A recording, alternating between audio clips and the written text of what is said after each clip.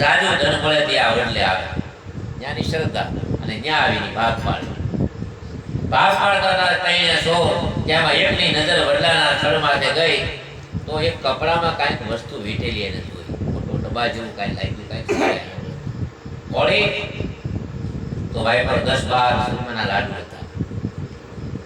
સોર વિચારમાં પડી ગયા કે બાળુ રાજાને આપણી ખબર પડી ગઈ છે, કાં તો જાસૂસ પૂજા છે, કાં તો કોઈ પગેરું માણસ છે, કાં તો કોઈ પારખું માણસ છે, અને મારે આપણે બધી ખાતરી થઈ નહીં કે અહીંયા લાડવા લાવ્યું કોણ. તપાસ સોરે બધે તપાસ કરી રાત્રિના મોડું ચંદ્રમાનો ઉદય થઈ ગયેલો હતો. બોલા માણસને વડલા એને જોયો માથે બોલા કે ઉતરે આ તું લાવ્યો તારે કે નહીં, કે તું રાજાનો માણસ લાગે કે નહીં, તને કાંઈ ખબર છે તારે કે નહીં. એટલે બોલા નક્કી થયું કે આ લાડવામાં મહારાજે ઝેર નખાવેલું છે, એ લાડવા અમને ખવડાવતા અને અમારા પ્રાણ લેવાતા. એ બેઠો ઉતર બે જણાએ પકડી રાખ્યો ને એકે પરાની મોઢામાં લાડવો મૂક્યો કે નો ઝેર તું કાપે. ઈશ્વરના ઘરમાં આવો નિયમ છે, ત્યારે તે પૂરા ન છે તે પૂરી પાછો બાપના પાસે કે તારામાં નિયમ હતો પણ તારામાં નિયમમાં પ્રેમ હતો. જ્યારે નિયમ આવે નિયમના કાંઈક ને કાંઈક વિઘ્ન હોય, પ્રેમ તો વિઘ્ન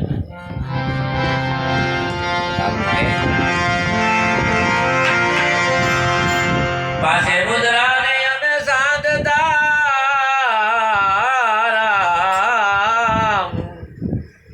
અમે પોષા પરાને